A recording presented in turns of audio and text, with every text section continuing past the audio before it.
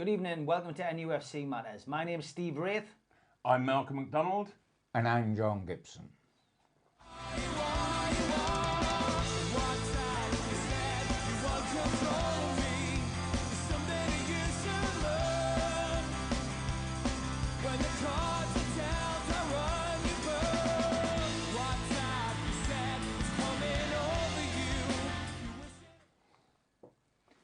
Good evening and welcome to NUFC Matters. As always, we are here to look back on Newcastle United's week at St James's Park.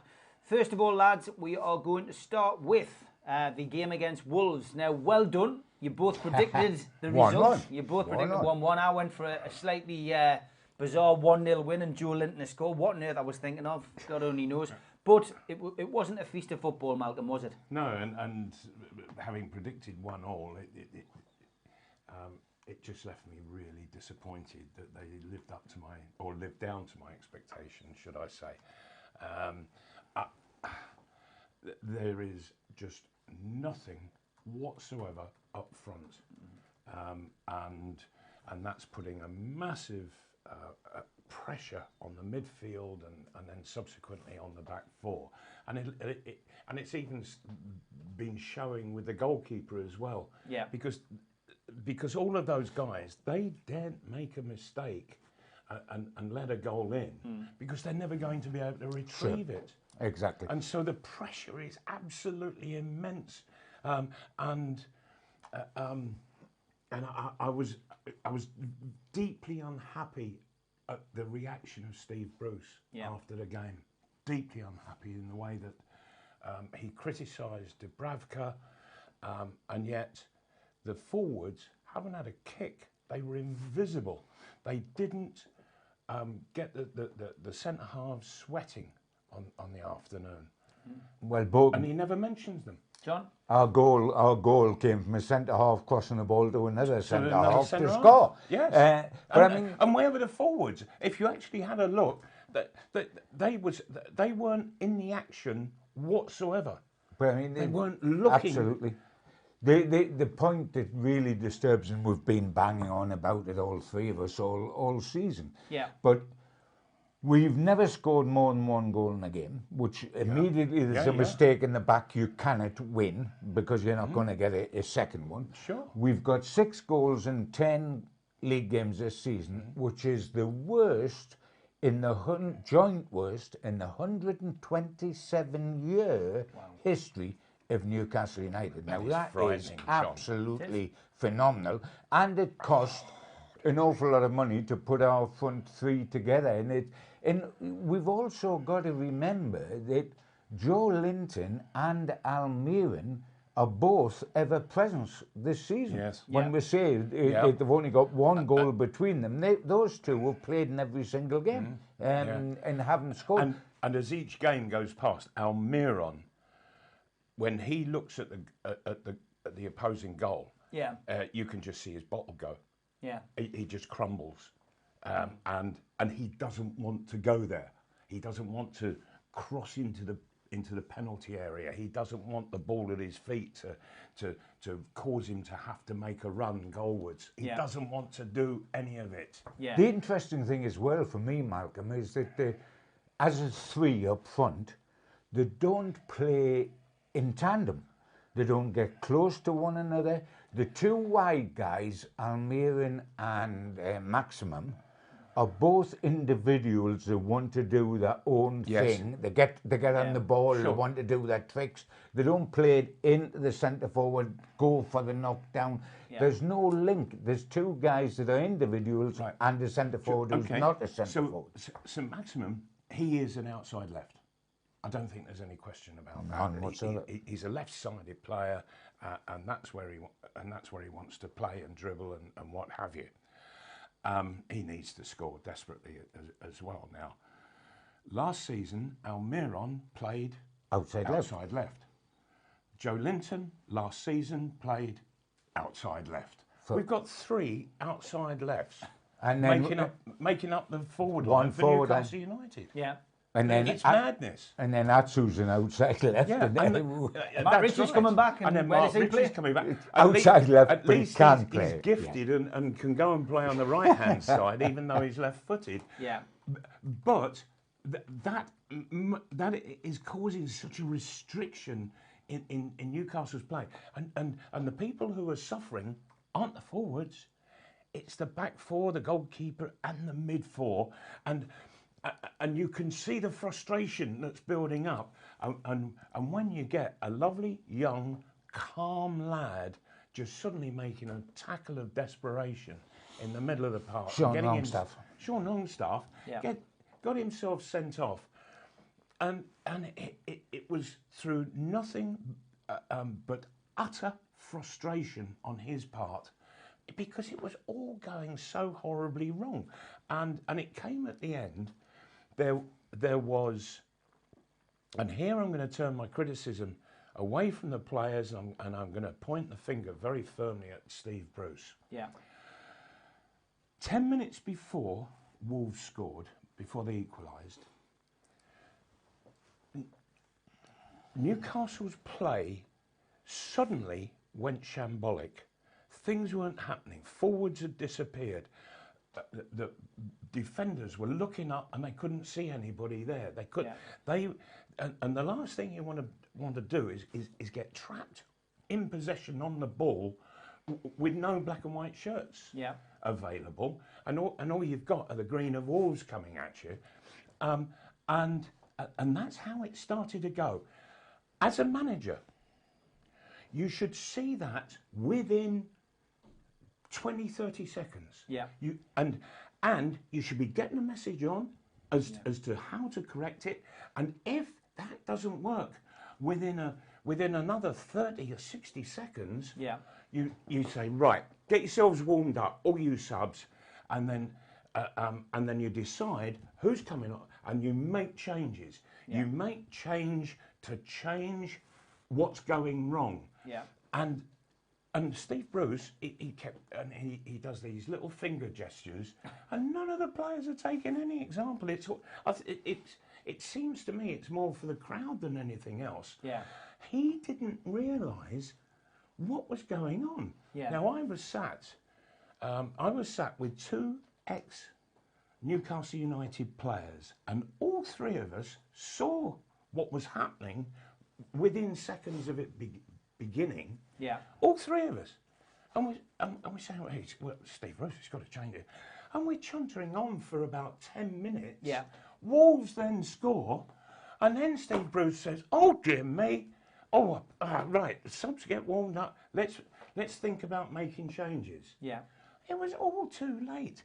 The job of a manager is to see that. Why didn't the coaches see it? Yeah. And come out and say, look, I think we ought to make a change. But not a coach came out of the dugout and started to have a chat with Steve Bruce whatsoever. And I thought, but it's right in front of you. You're not seeing it, and we're up in the stand. Yeah. We're seeing it. Yeah. And it was so glaringly obvious.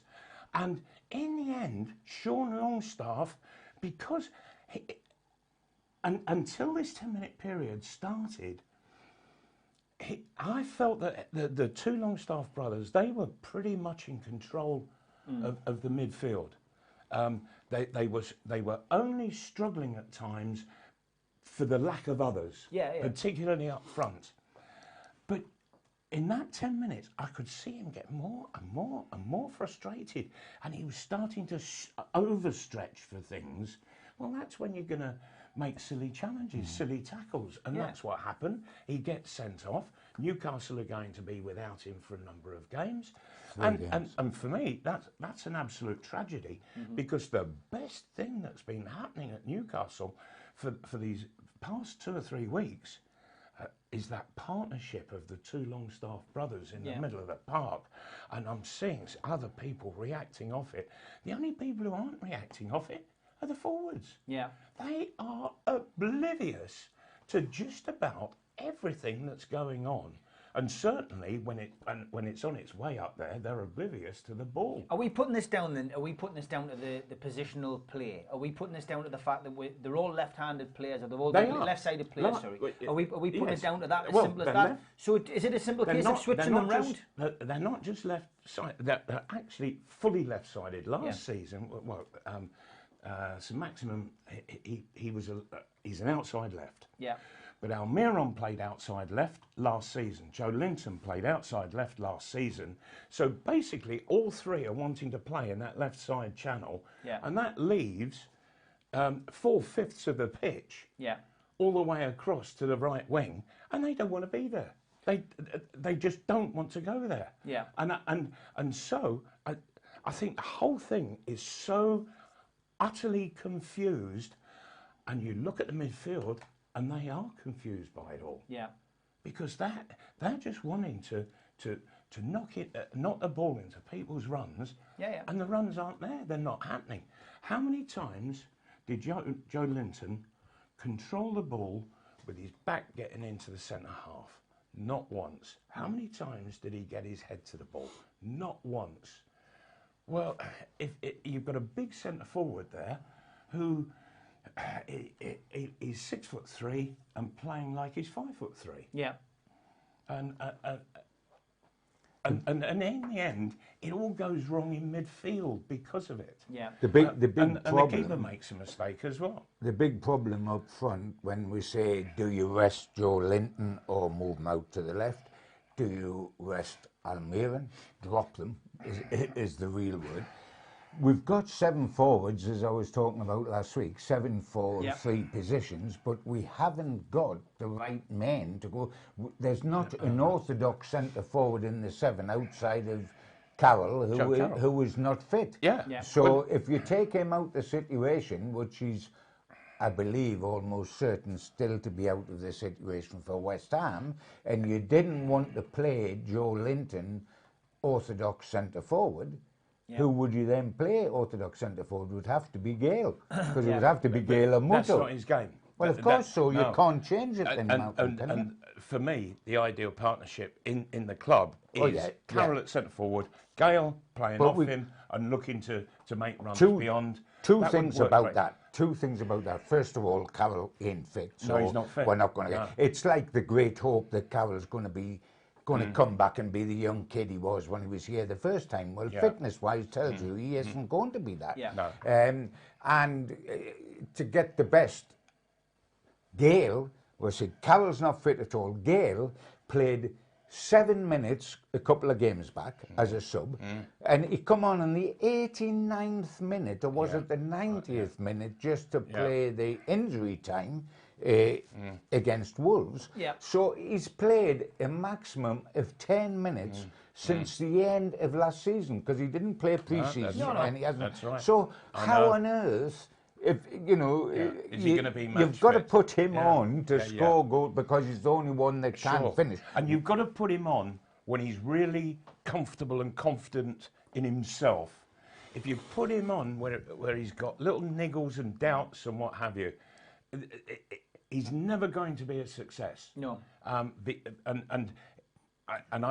always had the impression that he's a confidence player, and that he gets a couple of goals and his confidence is building, and then he gets better and better and better. But he needs somebody with him who can help him to build that confidence, somebody who can just get little flick-ons and knock it into the space for him to use his pace and get beyond the back line. And it's just not happening, and it's almost as if, the couple of times that he has gone on, it's just, oh, look, just get on there and the conundrum is, see though, what you can do. Malcolm, There's unless no thought process to it. Unless he gets time on the pitch, he's not going to get the fitness, the sharpness that he wants. That's so right. he's got to get some time on the pitch, and he's getting none. And you can do so much on the training field. You can lift your fitness up so far, but then there is always that last 10% that you can only get by playing matches. And so if they want to get the best out of Dwight Gale, they've got to start playing him. But he doesn't want to play with Joe Linton. I don't think he really wants to play with Almiron, that's for sure. And at the moment, he's got to play with Joe Linton because there isn't anybody else. Yeah. I know, but it's not a good partnership. In fact, I'm not so sure that Joe Linton has got the ability to make a good partnership. Yeah, I think he's completely out of position. Why did they spend 40 million on it? Oh, if they did. John, well, that's if all the bits and bobs are paid, he would become a 40 million pound player. Yeah, I don't know, because and even Rafa, he made it publicly known that he just wasn't worth even half of that. You've talked already, you've touched on it a little bit. Something which it did annoy me a little bit this week was that Steve Bruce came out and criticised Dubravka for the error that he made, which led to their goal. Came out though and said it was his job to defend Almiron and Joe Linton because they were young, inexperienced players trying to find their way in the Premier League. I found that bizarre. I found, he hung his keeper out to dry. Somebody who's probably done over the last... just given a new contract to. He's given a 6-year deal to. But somebody who ultimately has done a lot for the club in a short period of time. Ultimately, one of our better players. So for me, bizarre. John, what do you make of that? Well, totally bizarre. For a start, two things. A goalkeeper is always going to make a mistake at some time because the definition of the position he plays in, if he makes a mistake 99 times out of 100, it's going to end up in a goal. Yeah. If a centre-half makes a mistake, perhaps a goalkeeper will pull him out. Yeah. And the same with the midfielder. But with a goalkeeper, he's going to carry the can, if you like. Yeah. Now, and that is what happened with him. Now, the interesting thing is when you say, quite rightly, this guy was, and of course, as Malcolm has already said, and I said last week, if you're playing the back five or you're the goalkeeper, one mistake and Newcastle United aren't going to win because they don't score a second goal, so they're going to get a draw or they're going to get beat. So that's the sort of pressure you're under. And secondly, the interesting thing is that if you decide that you can criticise Dubravka in public because he's a senior pro in quotes, and you can't criticise the two people that play up front because they're young lads. Let me add that they're young lads who are both the record signings of Newcastle United. Yes. Almiron at 21 million was the record signing until Joe Linton come along at 40 million. Yeah. So are you telling me that they're inexperienced and we've got to wrap them up in cotton wool when they stand today the most expensive two players in Newcastle's history, but they must be protected? And somebody else can't be protected. I don't follow that. It depends on the player as well, doesn't it? Because ultimately, I remember when Pavel was criticised by Kevin Keegan, and he took it to heart. Yes. It can have an opposite effect. So yes, it can. But can I just make a point that Steve Bruce is protecting two players who aren't doing it out in the field, and the more he protects them, the more they won't do it on the field. Good point, Malcolm. Yeah, I agree. And so that seriously concerns me. When I was 19, younger than both Almiron and Joe Linton, the manager walked into the dressing room and said, "You are going to score 30 goals this season, otherwise you can come and see me at the end of the season. And I will really let you know what I think of you." And the following season, because I'd finished one short of that, I'd only got 29. The following season, at the beginning of the season, he says, "Right, 30 goals this season," and there were less games because we were promoted into the second division. And he said, "And don't forget, you owe me one from last season." How many does Joe Linton owe us? How many does Almiron owe us? No, it's a good point. From the games that they've been playing, Almiron from last season, and it's a desperate, Malcolm, though, if we were looking to try to not commit suicide and be at all positive about Newcastle, because the situation can't change body-wise until January, because we can't get anybody else in. We either sink or swim till January with the squad we've got.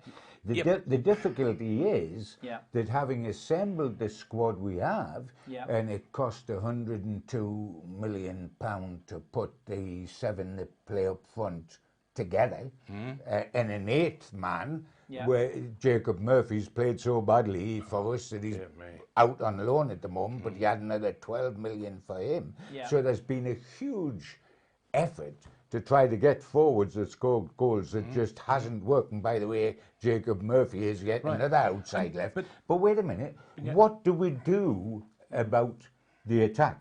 I mean, we've talked about the 3 people that played in the last game and how it hasn't worked. I'm going to take Maximum out of this because he's attractive, he's given us hope. And at the moment, he is the best hope we've got to raise a crowd that's absolutely destroyed. Wait a minute, Malcolm. Wait a minute. He's the best hope we've got to raise the crowd because when he gets the ball, they think, oh, something might happen, and because he's fresh and because he's enthusiastic. Yeah. But if he plays and he plays outside left, what do we do with the other 2 positions? Because we haven't got Carroll to go in there, and I think he's always a problem when we have got him because of his injury record. Yeah. So that leaves you with Gale, who we've talked about. It leaves you with Mutu. Yeah. It leaves you with Atsu, whose goal-scoring record is horrendous. Yeah. So what do we do this weekend when we go to West Ham if we accept that we haven't got Carroll, but we've still got to pick a front 3? Who would be the 3? Yeah.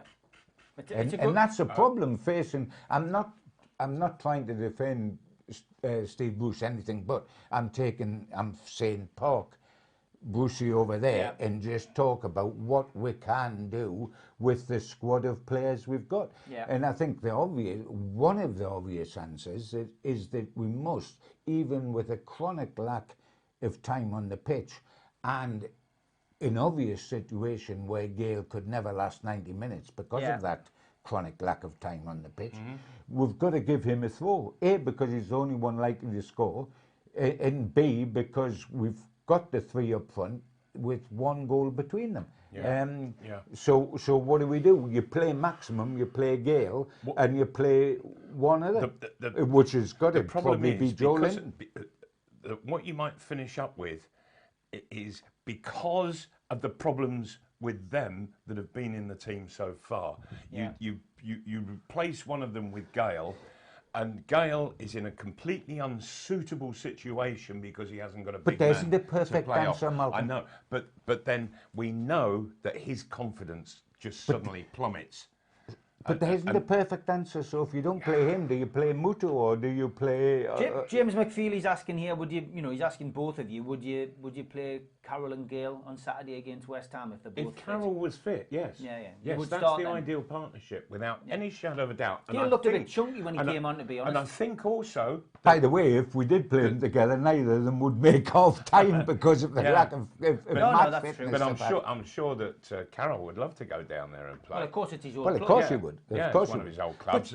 But also, if he were there attacking the far post, what a thing for St Maximin to just say, right, I'm going to get some crosses in. But at the moment, when he goes, when he looks, there's nobody in the box. Yeah.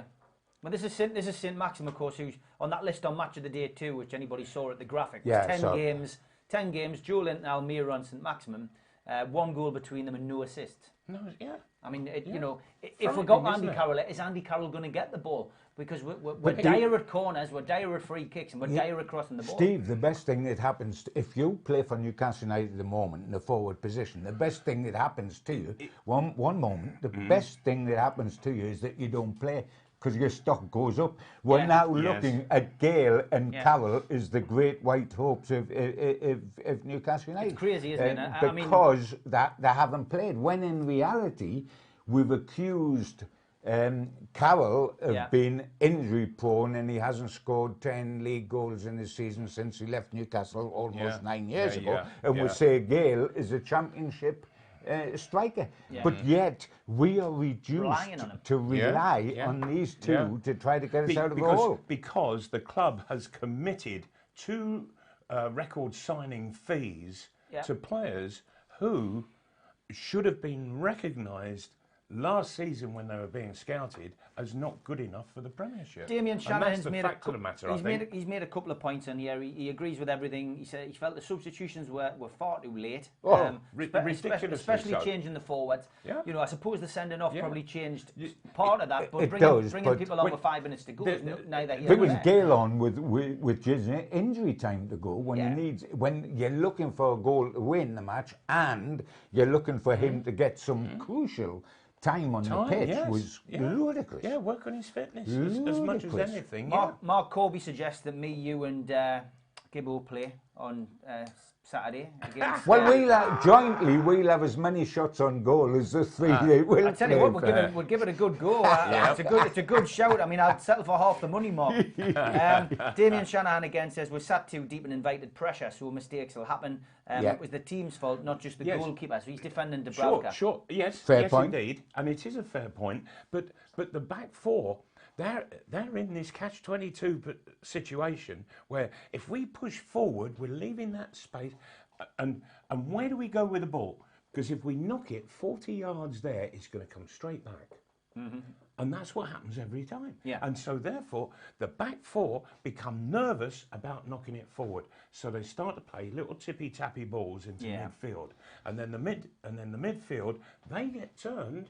And they go, oh, there's nothing up there. Oh, right, so I've got to turn back. And then it's all tippy-tappy between midfield and defence, And they're not wanting to go forward because there's no threat there. Yeah. That's the awful thing, there's no threat. Here's a question, and we've talked, and I've asked who would be the front three under the current circumstances, and we've talked about the lack of goals. Here's a second question, which is that Sean Longstaff has got a 3-match ban. Yeah. Who do we play in midfield? Well, this is a big He'll play Shelby, won't he? No, he won't. He'll play Hayden. I'm not saying he should. I'm saying he will play Hayden. Hayden's back from suspension. And Matty Longstaff. Yes. Too similar? Hayden's been... Too similar? So what Hayden has been regularly in Newcastle's side all this season, apart from last season. You wait till you get the team sheet down there, you'll play Hayden. I'm not advocating what should happen, I'm saying what will happen. And the reason he'll play Hayden, if I may, Hayden is because he believes that both Shelby and Key, when we haven't got the ball, are liability because they can't get round the pitch and they don't the high pressure, the high pressing that you wish they can't do. They can't get round the pitch. Now that's something Hayden will do, and I know it's your favourite player. That's why I brought it up. Antagonising you. I know Hayden's your favourite player, which is why I brought it up. But I bet you, bottom line, that he plays Hayden and Matty Longstaff. Do not see what anybody sees in Hayden. I know you don't. All he ever does, and he's facing his own goal a lot of the time, and he just plays the way he's facing. He has no periphery about him at all, and he is so limited to like a 10-yard semicircle. You would play Shelby. I wouldn't want to. But again, it's needs must. I would rather Shelby. Yeah. I would rather Shelby than Hayden. But what I would say to Matty Longstaff is, when we've got the ball, get forward because he'll knock it. But when the opposition has the ball, I want you to get behind Shelby. I want you to come. There's no room behind Shelby. He plays on the centre half toes. I understand that, John. But I would be giving him instruction that he has to push on. Push on. Yeah. And when he pushes on, he is twice the player. He really is. He's a real threat. He's got that ability to play super little balls into the penalty area. He's got a cracking shot on him. But it's all to no avail when he's playing on the edge of his own box all the time. And I don't think he does what he's told. I certainly don't think he did I under think Rafa. you're right. And any player that didn't do what they were told were booted out. We've got a few more comments here. There's an arrogance about him that he wants to play it the way he sees it because he reckons he sees it better than anybody else. John Ball says he's speaking on the goalkeepers on behalf of the goalkeepers union here. He says Dubravka didn't have much other choice than to come for the cross, but you have to look at the defending in that instance as Johnny is standing totally unmarked. Where's his help? Keith Simmons Jr. says, what about Aaron's? Where's he? I mean, I don't think Aaron's is ever. Orlando Aaron's. Yeah, I don't ever think. Not outside left, by the way. Not outside left. Stuart Patterson says the team are too deep. Why are we playing 5-4-1 at St James's Park? Bruce has to change it to go more attacking. David Young says 4-3-3, Maximum on the left, Almiron on the right, and Joe Linton in the centre. Get down the flanks and get the crosses in. Damien Shanahan, who's been pretty busy tonight, says need Richie back to get the ball in the box. Keith Simmons says we need to go back to 4-4-2. Bit of an update on what's happening this weekend with the team. It's not expected that Andy Carroll will feature. Doesn't look like he's going to come back from his groin injury, which is a pity. Obviously, Fabian Shaw looks like he's going to be out as well with an injury. But we do look as if we're going to have Matt Ritchie and Lejeune back. They've obviously had respective run-outs. They're back in training. Ritchie might be a surprise. You never know. Ritchie's well, he's got the guts to start. Lejeune, I would be careful with. He's had a bad injury. He's been out a long time. And I must say, in defence of the players, both Fernandez when he come in and Kieran Clark when he come in has not let Newcastle down. Fernandez set the goal up. Not let Newcastle Fernandez down. set the goal up. He did. So it would be you haven't got a need to rush Lejeune back yet. And Ritchie has got to be on the bench or in the team. If there was another centre half to go in place of Kieran Clark, I tell you what, I don't think that I would be wrong in thinking put Kieran Clark up front and play him as a target man. Because I've seen him up there, and he did half cause some trouble in the opposing penalty area. Well, he was about the third top scorer last season or something, that's wasn't right. he? And he battles and fights and scraps with people, and he just gets his body to the ball, and he's got no thought whether he's going to get hurt or not. It doesn't matter to him. The ball is the most important thing, and I think that we could do an awful lot worse than just play him up front with Dwight Gale. If Andy Carroll isn't fit, with Dwight Gale, and let Dwight Gale just go running off him, and just use Kieran Clark as a target man. Because at the moment, the major problem is the back four have got nowhere to go with the ball when they've got it. The midfield have got nowhere to go forward because they're seeing nothing at all in front of them. Interesting thing about picking a front three, which is what we've been talking immediately when Carroll isn't available, etc., is that we're thinking you've got to have somebody of a physical presence to play up front, which is the natural thought. That has been Joe Linton. Can it be Kieran Clark? Would it be if Carroll isn't here? And the interesting thing, and I'm going to answer my own question, but when Newcastle first got Kevin Keegan, I'm talking about as a player, not as a manager, when he came here and the won promotion under Arthur Cox, we played with a fluid, interchanging front three and no orthodox centre forward. The three people were Beardsley, Keegan and Waddle. Now, Waddle was tall, but he never played in the centre of that. He played as a wing. Keegan, theoretically, with Beardsley in the switch. Both little guys. Now, the simple answer to that is all the three of them could off-play, man, so you didn't need a target man. Their movement was absolutely out of this world. And fabulous on the ball. All three individually, fabulous on the ball. And we haven't got three with that sort of ability. And they did it with an intelligence and an imagination, and they were constant with it. That they didn't go taking periods off at all.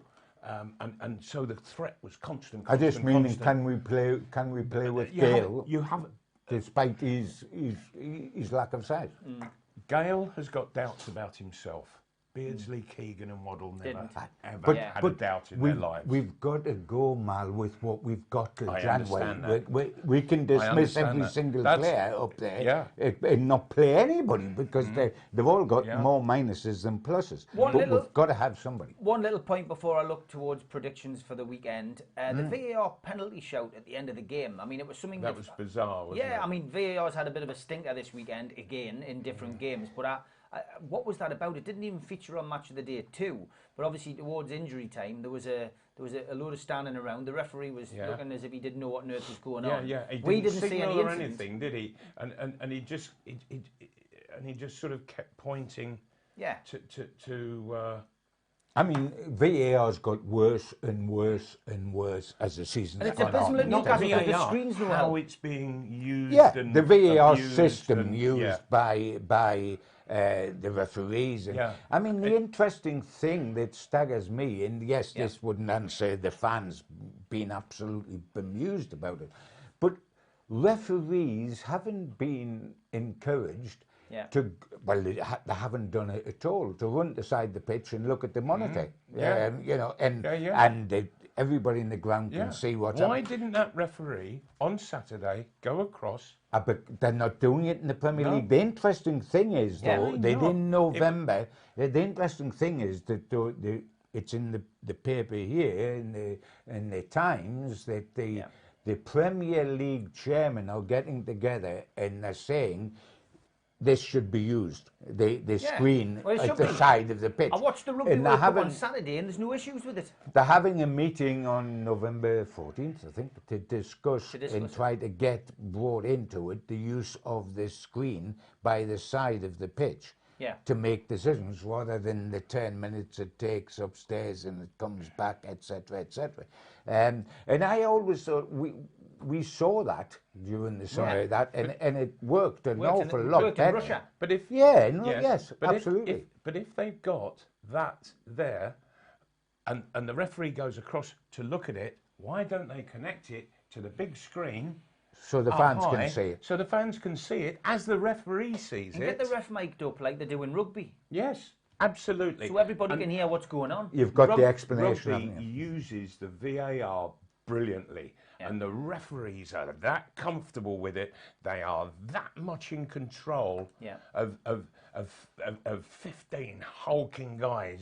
But on in both fairness, sides. the rugby Total guys, control. the rugby guys don't confront the referees. No. They have respect They for the don't, referees. but it's the referees that cause that. It's not the players who hold back. That's the referees. Oh, I think it's ingrained in rugby players that you do not challenge the referee. Yes, because the referee would just say, get off.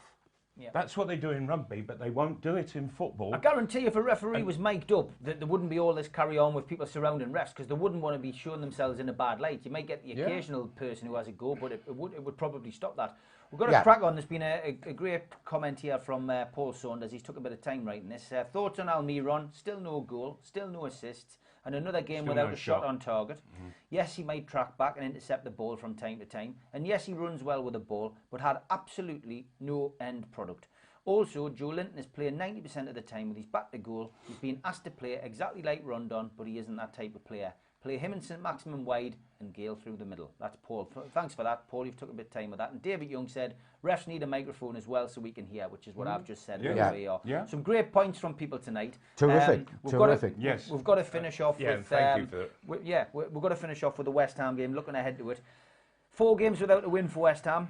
Obviously, Newcastle haven't, as a lot of fans on social media keep telling us, we've had a great start of the season, better than we did with Rafa. But, surely we make it quite clear on here with the stats. It's papering over the cracks at the minute. By the way, this is going to become an interesting month because it's the 1st on Friday, and all this thing that Steve Bruce has managed to say, well, I've got a better record, or allow it to be said on his behalf, I've got a better record than Rafa.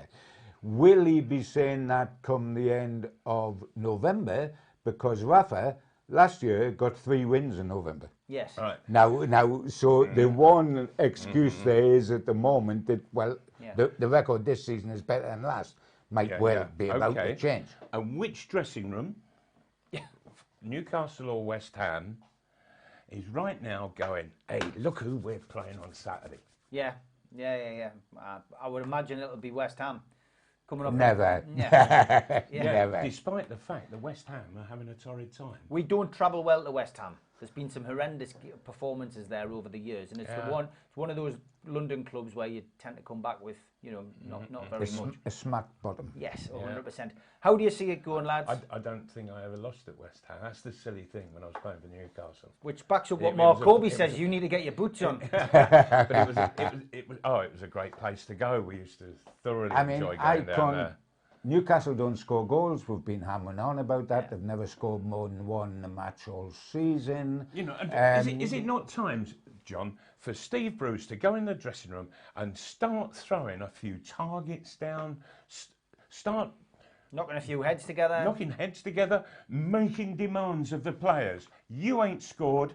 You've got to start. You're not getting crosses in. Start now. I want to see a cross coming in from you every 7 minutes or whatever. Yeah. And I try this as a manager, and I'll tell you what, it sticks things in people's heads as to what's important in 90 minutes of football out on that football pitch, and that instead of headless chickens running around, you concentrate them onto doing what's important. And if we had Almir on one side of the pitch and he's looking to get past his man, whip a cross in, all of a sudden you might see a different Joe Linton. Yeah. But he's not getting crosses whipped in. St Maximin, the number of times where he comes inside, because he knows that if he lifts his head, there's nobody in the box. So he's got to go himself. He doesn't lift his head, mind. That's his trouble. No, he doesn't. That's his trouble. That's why he's 16. If he lifted his head, he would be a £30 million player.